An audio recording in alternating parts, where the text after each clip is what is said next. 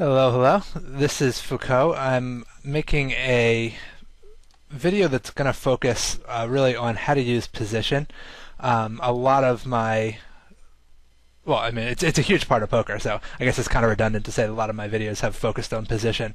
But in particular, I recently made a video called The Parable of Tidy McNuts. I don't know if any of you have seen that or not. And this isn't going to draw real explicitly on it, but one thing that came up a decent amount on that was ways that you could exploit things that your opponent was doing post-flop, like the sort of certain tendencies that you noticed about what their pre-flop ranges were or whatnot.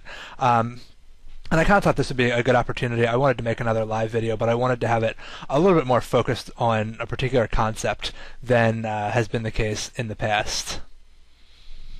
So this video is really going to be about how to take advantage of position, particularly when stacks are deep, to abuse opponents, especially opponents who play a little bit too predictably. So I got on a couple of deep stack tables here at Full Tilt, and I tried to choose a stakes where I think you're going to have people who are trying to play well and understand some basic things about poker, but this is going to be kind of a crazy three barrel here. The thing is,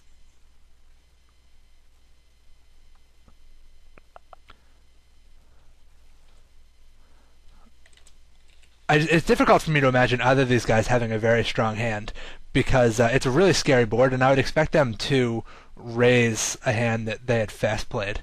I'm sorry, I would expect them to fast play a strong hand.